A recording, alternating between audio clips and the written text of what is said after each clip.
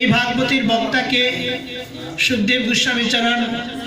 দেখুন, পরীক্ষিত মহারাজের নাম আপনারা শুনেছেন। তিনি কে? তিনি অর্জুনের নাতি এবং অভিমন্যুর পুত্র। পরীক্ষিত মহারাজ একদিন বনের মাঝে ভ্রমণ করছেন। হঠাৎ দেখতে পেলেন যে একটা ষাঁড়, বৃষ। ষাঁড়ের চারটা পা আছে, চারটা পায়ের মধ্যে তিনটা পাকে ভেঙে দেওয়া হয়েছে। কালো রঙের একটা ব্যক্তি, বিশাল মোটাসোটা স্বাস্থ্যবান, তার হাতে লাঠি আছে। লাঠি দিয়ে মারতে মারতে ওই ষাঁড়ের চারটা পায়ের মধ্যে তিনটা পাকে ভেঙে দিয়েছে। একটা পায়ের উপর কোনো মতে সে বৃষটা দাঁড়িয়ে আছে। পরীক্ষিত বললেন, জ্বরে ধূর্ত ব্যক্তি, আমার রাজত্বে তুই এই নিরীহ পশুর উপর, এই গাভী মায়ের উপর তুই আক্রমণ পরিচালনা করছিস। তোকে আমি এখনই প্রাণী বধ করব, এমন নিষ্ঠুর কেন তুই? সে বলছে, হে মহারাজ, এই বৃষটা হচ্ছে ধর্ম আর আমি হচ্ছি কলি। ধর্মের চারটা পা, দয়া, সত্য, তপ এবং দান। এই চারটা পায়ের মাঝে তিনটা পাকে ভেঙে দিয়েছি। এই কলিযুগে ধর্ম এক পায়ের উপর দাঁড়িয়ে আছে। অর্থাৎ সত্যযুগে 4 ভাগ ধর্ম ছিল, ত্রেতা যুগে 3 ভাগ ধর্ম, দাপর যুগে 2 ভাগ ধর্ম এবং কলিযুগে 3 ভাগ অধর্ম, 1 ভাগ ধর্ম। ওই 1 ভাগ ধর্মের উপর কোনো মতে ধর্ম দাঁড়িয়ে আছে। ওই একটা পা ধর্মকে ভাঙার জন্যে কলি বারবার চেষ্টা করছে। এটা হচ্ছে কলির প্রভাব। কলি চায় না যে ধর্ম টিকে থাকুক। কলি চায় না যে সাধু ব্যক্তিরা কখনো একত্রিত হোক। পাশেই যদি ঝগড়া লেগে যায়, দেখবেন 50-60 জন মানুষ কোথার থেকে চলে এসেছে, কিন্তু বাসায় বাসায় নিমন্ত্রণ দিয়েও, লিফলেট করেও, মাইকিং করেও 50 জন ভক্তকে এক জায়গায় করা যাবে না। এটা কলির প্রভাব। আপনি যদি একটা মদের দোকান দিতে চান তো 2 দিনের মাঝেই সেটা দিতে পারবেন। একটা মন্দির যদি তৈরি করতে চান 10 বছরের মাঝেও সেটা তৈরি করতে পারবেন না। তো কলি চায় না কখনো ধর্ম টিকে থাকুক। ধর্মকে নষ্ট করবার জন্যে কলি উঠে পড়ে লেগে আছে। এবং ধর্মীয় অনুষ্ঠান আদিতে গেলেই আমাদের মনটা চঞ্চল হয়ে ওঠে, কখন আমরা বাড়ি ফিরে যাব। দেখুন, সকালবেলা ঘুম থেকে উঠেই যখন আমরা পত্রিকাটা পড়তে বসি, পত্রিকা পড়তে পড়তে 2 ঘন্টা সময় কখন যে চলে যায় বলতে পারি না। তারপরে সিনেমা দেখতে বসলাম, টেলিভিশনে সিনেমা দেখতে দেখতে 3 ঘন্টা সময় কখন চলে গেল বলতে পারি না। স্নান করতে গেলাম, স্নান করতে করতে 1 ঘন্টা সময় কখন চলে গেল বলতে পারি না। স্নান করে এসে হাতে মোবাইল ফোনটা নিয়ে ফেসবুকে ঢুকে গেলাম, সারা দিন সারা রাত কখন সকাল হয়ে গেল বলতে পারি না।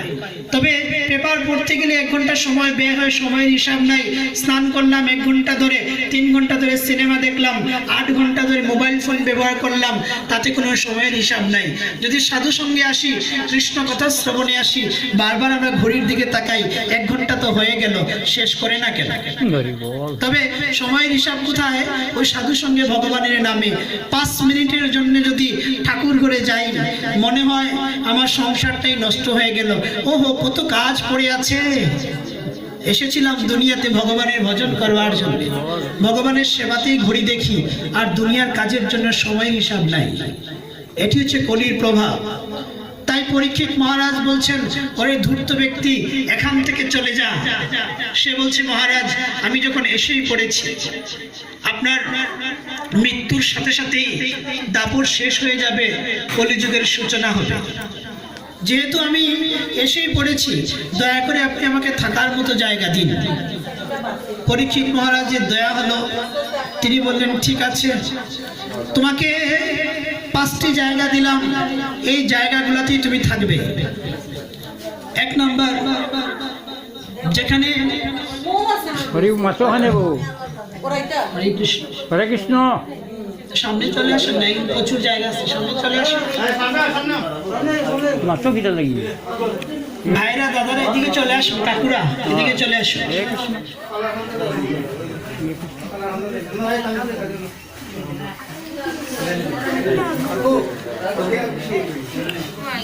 সামনে চলে আসুন কাকু, সামনে চলে আসুন।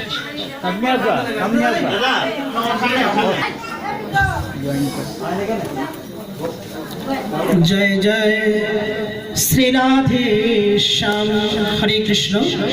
বলছেন কলি, এদিকে তাকান মা, এদিকে, হরি বল, এদিকে তাকান, হরি বল। জয় জয় পার্থ সারথি পরমেশ্বর ভগবান শ্রীকৃষ্ণ প্রেমানন্দে, হরি হরি বল। বল মধুর প্রেম ধ্বনি কহ, শ্রী রাধে কৃষ্ণ গোবিন্দ, বলিয়ে প্রভু নিতাই চৈতন্য, অদ্বৈত শ্রীমতী রাধা রানী কি জয়। জয় জয় শ্রী রাধেশ, হরে কৃষ্ণ। বললেন ঠিক আছে কলি, তোমাকে 5টি জায়গা দিচ্ছি, এই জায়গাগুলোয় তুমি থাকবে। 1 নম্বর, যেখানে আমিষ আহার করা হয়, মাছ মাংস যেখানে খাওয়া হয়, তুমি সেখানে থাকবে। 2 নম্বর, যেখানে তাস পাশা জুয়া খেলা হয়, অবৈধ দ্রুত ক্রিয়া করা হয়, সেখানে তুমি থাকবে। 3 নম্বর, যেখানে মদ গাঁজা আফিম নেশা পান করা হয়, সেখানে তুমি থাকবে। 4 নম্বর, illegal sexual relation with man and women, এই বিষয়টা যেখানে সংগঠিত হবে, তুমি সেখানে থাকবে। এবং 5 নম্বর, যেখানে অবৈধ উপায়ে সোনা উপার্জন করা হয়েছে, সোনার মাঝে তুমি থাকবে, যে সোনাটি অবৈধ উপায়ে উপার্জন করা হয়েছে।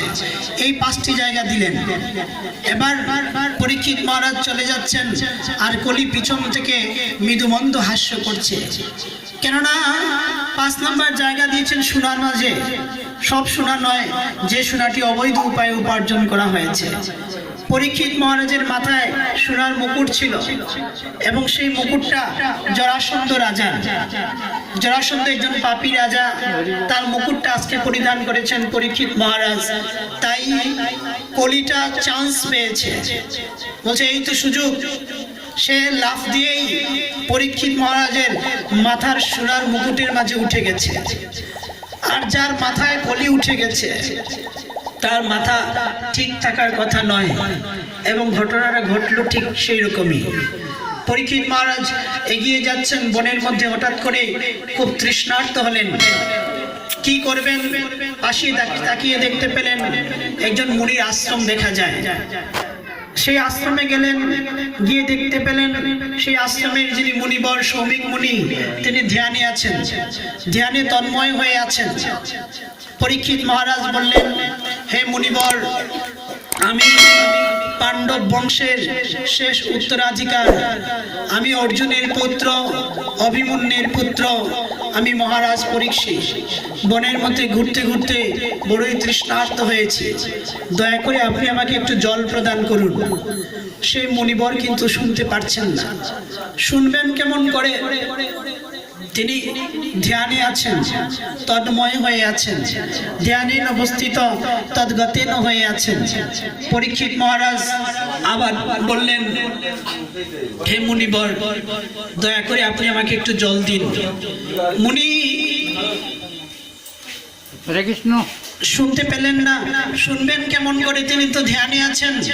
ওই আমাদের মতো নয় যে ঠাকুর ঘরে গেলাম, ভগবানের আরতি করছি, আর এই পড়তে বস, ভগবানের আরতি করছি, এই তার সাথে ঝগড়া করিস না, ভগবানের আরতি করছি, এই রান্নাঘরে ওটা পুড়ে গেছে, ভগবানের আরতি করছি, এই ওটা এখানে ফেলে দিলি কেন? অর্থাৎ আরতি করছি ভগবানের, মুখটা সামনে আছে, মনটা পিছনে সংসারে পড়ে আছে। তো এরকম নয়, তিনি ধ্যানে আছেন, তাই শুনতে পারছেন না। পরীক্ষিত মহারাজ আবার বললেন যে আমি পাণ্ডব বংশের শেষ উত্তরাধিকার, আমি অর্জুনের পুত্র, অভিমন্যুর পুত্র, উত্তরানন্দন, শশাগোড়া পৃথিবীর অধীশ্বর রাজাধিরাজ। কি করবেন? ভোগ লাগাবেন? লাগান, সমস্যা নাই।